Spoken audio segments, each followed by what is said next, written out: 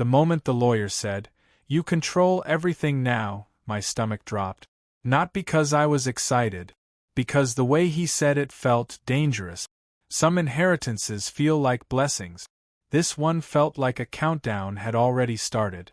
I was sitting in a leather chair that cost more than my monthly rent, staring at documents my hands were barely steady enough to hold. Mineral rights, water rights, timber rights, 1,000 acres in Pinewood County. Land I didn't even know existed yesterday, now suddenly mine. I asked the only question my brain could form. What's the catch? That's when Mr. Henderson leaned back, folded his hands, and smiled like a man watching dominoes fall in slow motion. About 15 years ago, he said calmly, a developer wanted part of your uncle's land. He refused to sell. So they built around him instead. That sentence alone told me this wasn't going to be a peaceful story. He explained how Pinewood Estates appeared almost overnight. 53 homes, clubhouse, tennis courts, perfect lawns trimmed with military precision. And at the center of it all? An HOA that believed rules were more powerful than ownership. I assumed they'd built near my uncle's land. They hadn't. They're leasing it, Mr. Henderson continued. 20 acres. 30-year term. My chest tightened. Lease. Past tense. That lease, he said, sliding another document across the desk, expires in exactly 3 weeks. 3 weeks. The room felt smaller. I flipped through the pages. Date. Signatures.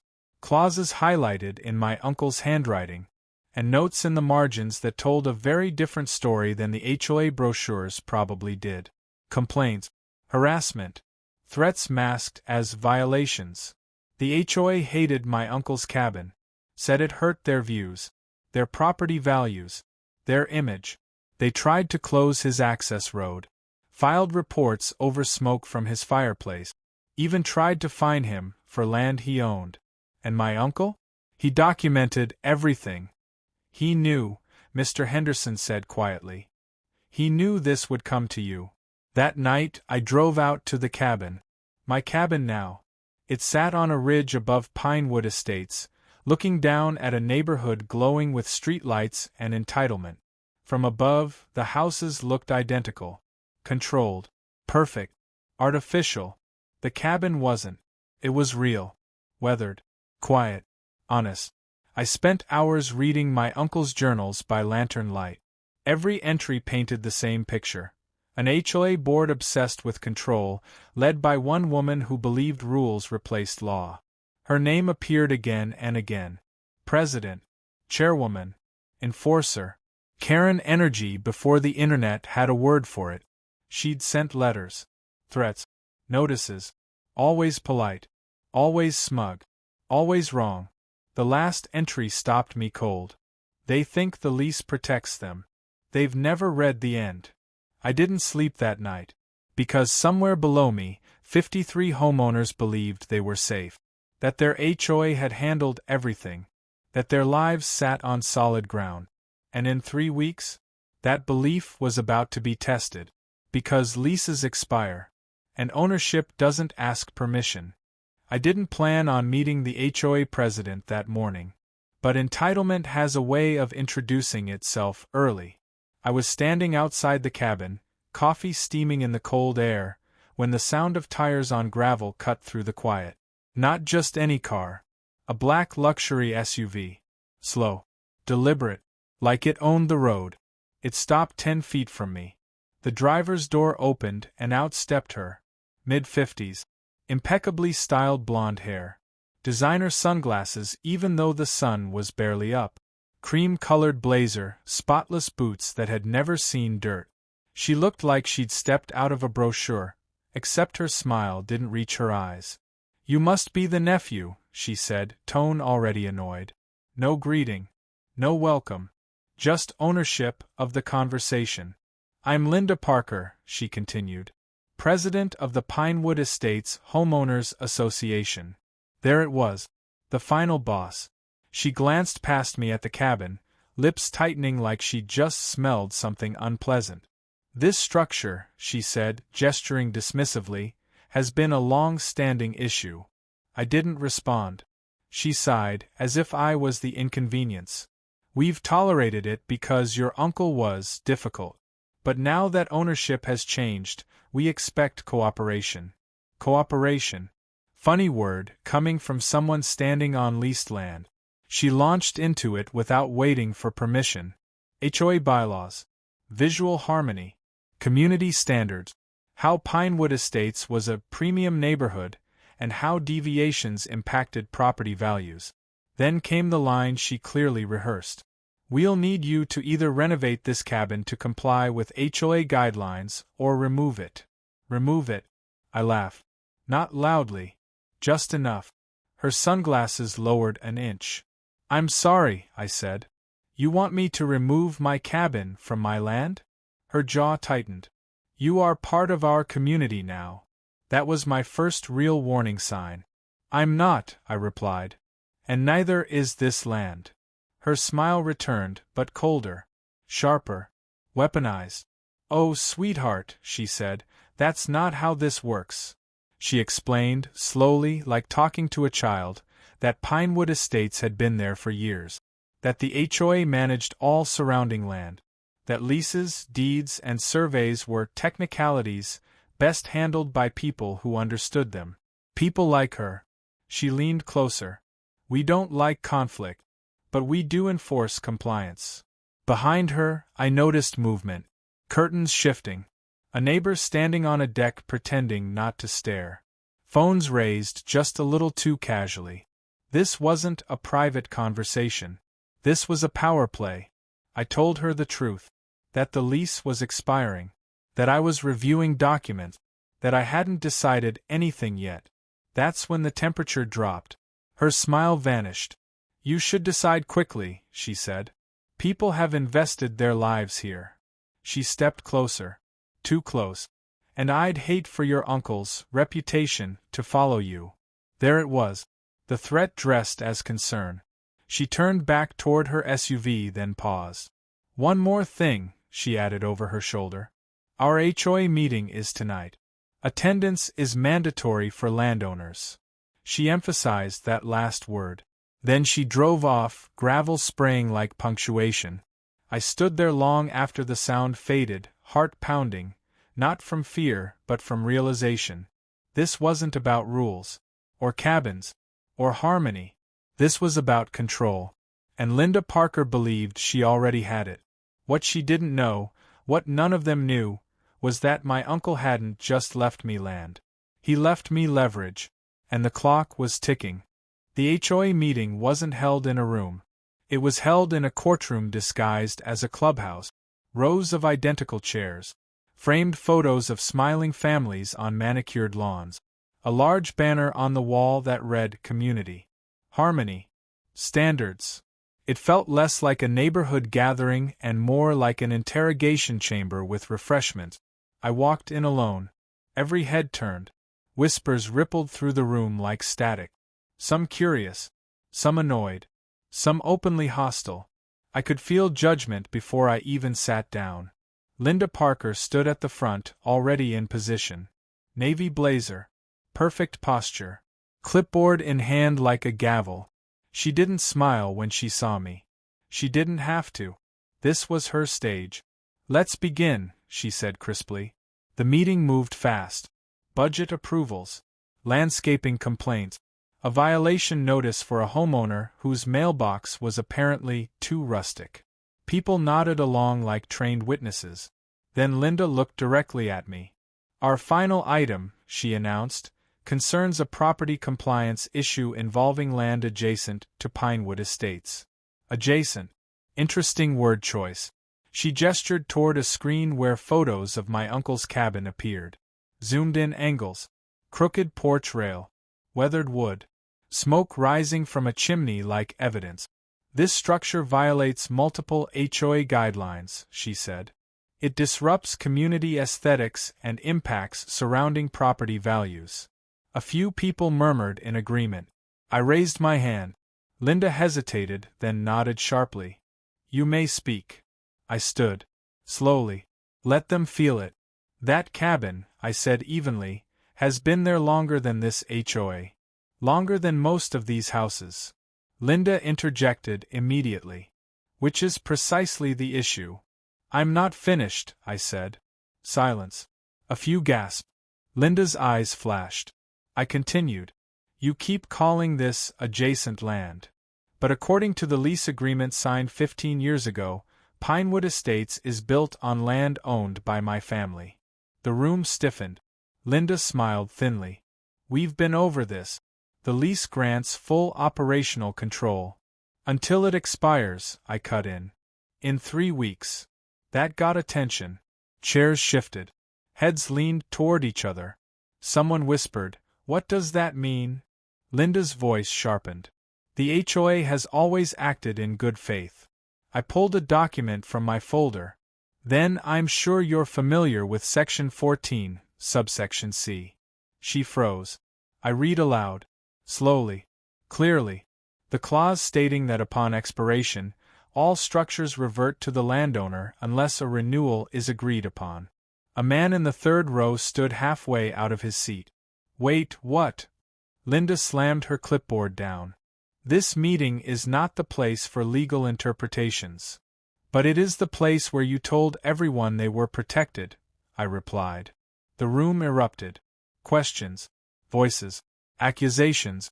Someone shouted, "Are our homes at risk?" Another yelled, "You said the land was secure." Linda tried to regain control, hands raised, voice climbing. Everyone calm down. This is being handled. I watched faces change. Confidence cracking. Trust evaporating. I hadn't threatened anyone. I hadn't raised my voice. I just told the truth. And that scared them more than any confrontation. Linda turned to me, eyes blazing. We will be reviewing your claims with our legal team. I nodded. Good. Because I already am. The meeting adjourned in chaos. People stormed out. Phones came out. Conversations turned sharp and frantic. As I stepped outside, a woman grabbed my arm. Mid-40s. Shaking. Is this real? She whispered. Could we lose everything? I looked back at the clubhouse. At Linda inside, barking orders into her phone. Yes, I said quietly. Unless something changes. That night, a certified surveyor returned my call. He could start in the morning. And once the stakes went in the ground, there would be no more pretending. The surveyor arrived at sunrise. That alone told me how serious this was. 2 trucks rolled up the gravel road. White. Unmarked. Government boring in the most terrifying way possible. No drama. No speeches. Just equipment, steel stakes, and men who measured truth for a living. I watched from the porch as they unloaded tripods and orange flags. One of them, a broad-shouldered guy in his 40s with a sunburned neck, nodded at me. You the owner? He asked. I am now, I said. He didn't smile. Let's get to work. They started at the ridge line above the neighborhood. That was deliberate. High ground. Clear sightlines. Within minutes, bright orange stakes began appearing in the soil like warning signs no one could ignore. That's when the first neighbor showed up. A man in golf shorts and a polo, early 50s, red-faced and sweating despite the cold morning. He marched straight up to the surveyor. You can't do that, he snapped. This is HOA land. The surveyor didn't even look up. Sir, please step back. I pay dues, the man barked. I know where my property ends. The surveyor finally met his eyes. Calm. Flat. Unmoved. Then today you're about to learn where it actually does. That was the spark. Within an hour, half the neighborhood was outside. People in bathrobes. People filming. People shouting into phones. Every new stake drove panic deeper. Then Linda arrived. Same black SUV. Same immaculate outfit. Different energy. She stormed toward the crew. Heels sinking into dirt she clearly hated touching. Her face was tight. Not angry yet. Controlled. The kind of control that comes right before it shatters. What is this? She demanded. You cannot survey active HOA property without board approval. The lead surveyor handed her a document. We were contracted by the landowner. She scoffed and turned to me. You are abusing a technicality. I stepped forward. You told everyone this land was secure. It is secure, she snapped. You're trying to scare people. Right on cue, the surveyor called out, stake mark. Western boundary confirmed. Linda's head whipped around. What boundary? She said sharply. He pointed. Straight through the manicured lawn of the largest house in the development. Her house. The mansion. The one everyone admired. 3 stories. White stone. Custom iron gate. Built like a crown jewel at the edge of the lake. Built exactly where it didn't belong. Silence fell like a dropped plate. Someone gasped. Linda walked toward the stake like it might disappear if she stared hard enough. That's wrong, she said. That's impossible. The surveyor pulled out a tablet and rotated it so the crowd could see. Overlay maps. Historical deeds. GPS coordinates blinking calmly, mercilessly. This structure, he said, tapping the screen, sits entirely on the inherited parcel. Not partially. Entirely. Linda's face went pale. No, she whispered. Then louder, no. We approved that build. We have permits. Permits don't override ownership, the surveyor replied. The crowd turned on her in real time. You said you checked everything. You told us this was safe. Is my house next? Linda backed away, hands shaking. Everyone just calm down.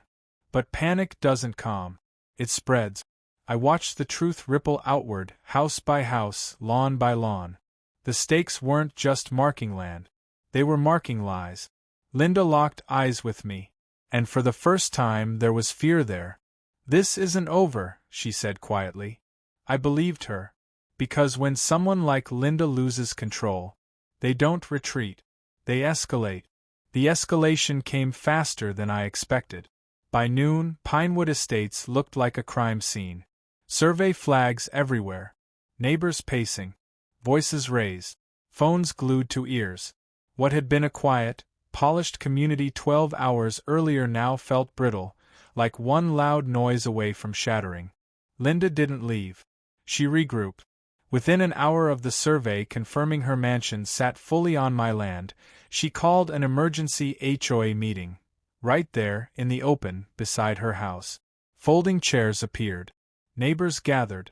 And Linda stood in front of them like a general rallying troops after a lost battle.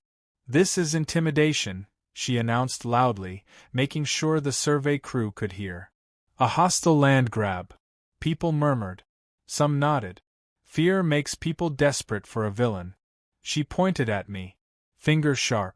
Accusatory. He knew exactly what he was doing when he brought them here. I stepped forward. I brought professionals. You brought assumptions. That didn't go over well. A man shouted, Are you saying our homes aren't ours? I'm saying, I replied calmly, that you were told something that isn't true. Linda slammed her palm against the folding table. This HOA has legal counsel. We will fight this. That's when the police arrived. 2 squad cars. Slow. No sirens. Just presence. Someone had called them, claiming trespassing, harassment, maybe worse. Linda straightened instantly, confidence returning like armor. The officers approached, hands resting near their belt. One of them, a tall woman with a no-nonsense expression, asked, Who's in charge here? Linda didn't hesitate. I am. This man has brought unauthorized personnel onto private HOA property. I handed the officer my folder. Deed. Lease. Survey contract. She flipped through it silently. Linda's voice rose. He's lying. This development has been here for years. The officer looked up. Ma'am, do you own this land? Linda hesitated. That's complicated, she said. The officer closed the folder. It's not. She turned to the surveyor. You have permission from the landowner? Yes, ma'am. Then she turned back to Linda. Then there's no trespass. Linda's face flushed crimson. This is outrageous. The second officer spoke up. You're free to dispute this in civil court. But today? They're within their rights. The crowd watched in stunned silence as authorities slipped through Linda's fingers. The officers left. The survey continued. Linda stared at her mansion, her statement piece, her symbol of power, now reduced to a liability. She leaned toward me, voice low and venomous. "You think you've won." "I think," I said, "you built a house you didn't own the ground for." Her eyes hardened. "I will bankrupt you before I let you take this." That was the moment I understood. This wasn't about land anymore. It was about pride. And pride doesn't negotiate. It burns. The lawsuit hit 2 days later. Thick envelope. Overnight delivery. Expensive paper meant to scare people who didn't know better. Linda Parker versus me. Wrong order. Wrong assumption. She wasn't suing quietly either. Word spread fast. HOA emails went out warning homeowners not to engage with me. Lawyers were mentioned. Assessments hinted at. Fear weaponized like a blunt instrument. But fear cuts both ways. Because once homeowners start talking to lawyers of their own, things unravel. I met with mine that afternoon. He was older. Calm. The kind of man who lets other people panic while he reads. He skimmed Linda's filing, then slid it aside like junk mail. "She doesn't have standing," he said. I blinked. "At all." He smiled. "She built a mansion on leased land knowing the lease had an end date. Worse, she represented ownership she didn't have. Fraud." That word landed heavy. "And the HOA?" I asked. "Even worse," he replied. "They collected dues, approved construction, and enforced rules on land they didn't own. That's exposure. Serious exposure." That night, the neighborhood imploded. One homeowner knocked on my cabin door just after sunset. Then another. Then another. Couples. Families. Shaken. Angry. They'd reviewed their documents, found inconsistencies, asked questions, and got stonewalled by Linda. "She told us not to worry," one man said. "Said you were bluffing." I didn't gloat. I didn't threaten. I told them the truth. The lease had expired. I hadn't renewed it. Yet. That word again. Yet. The next HOA meeting never happened. Linda canceled it, due to legal strategy. Translation: control was slipping. 3 days later, her attorney requested a private meeting. Not a courtroom. Not a boardroom. My cabin. Linda arrived without her blazer. No clipboard. No followers. Just a woman standing on ground she no longer controlled. She didn't sit at first. "We can resolve this," she said tightly. "The HOA will purchase the land." I shook my head. "Not interested." Her composure cracked. "Do you have any idea what this will do to people?" "Yes," I said. "I read the journals." "You didn't care then." She swallowed. "Name your price." I stood. Walked to the window. Looked down at Pinewood Estates, now lit unevenly, some houses dark, others buzzing with anxiety. "I don't want money," I said. She stiffened. "Then what do you want?" I turned back to her. "I want the truth told. Publicly. And I want your resignation." Her mouth fell open. "You can't." "I can," I interrupted. "And if you don't? I'll let a judge explain it to everyone." Silence stretched. Then Linda Parker, the woman who ruled through intimidation, sat down heavily. For the first time since this started, she had nothing left to threaten me with. And the clock had officially run out. The resignation email went out at 6:42 a.m. Short. Clinical. No apology. No explanation. Just a single line buried in legal language stating that Linda Parker was stepping down, effective immediately. By 7 o'clock, the neighborhood knew. By 8 o'clock, Pinewood Estates was unrecognizable. For sale signs appeared like weeds after rain. HOA group chats exploded. People who had defended Linda days earlier suddenly claimed they'd always had concerns. Funny how courage shows up late. The HOA's new interim board met with me that afternoon. No posturing. No threats. Just tired people facing consequences they didn't create, but had benefited from. They didn't ask for favors. They asked for mercy. I offered terms. Short-term lease extensions for homeowners willing to cooperate. Fair market rates. No retroactive punishment. No power plays. Just clarity. As for the mansion? That was different. Linda's house was never eligible for renewal. Not after the fraud. Not after the intimidation. Not after the police. She tried to sell it. No buyers. No bank would touch a structure sitting on land under active dispute. Eventually, she walked away. The house stood empty for months, a white monument to entitlement with no one willing to claim it. I didn't tear it down. I donated it. The structure was converted into a lakeside environmental research center, open to the public, a place for education, access, transparency. The irony wasn't lost on anyone. The woman who tried to control everything lost the one thing she valued most. Control. I kept the cabin, renovated it, carefully, respectfully, the way my uncle would have wanted. I framed one page from his journal and hung it by the door. Ownership is patient. Arrogance rushes. Every time I walk the land now, I pass stakes that have long since been removed, but I still remember where they stood. They didn't just mark boundaries. They revealed truth. And the HOA that once thought rules were stronger than reality learned something expensive. You can bully neighbors. You can hide behind paperwork. You can even build a mansion on borrowed ground. But eventually, the survey comes. And fantasies don't survive measurement.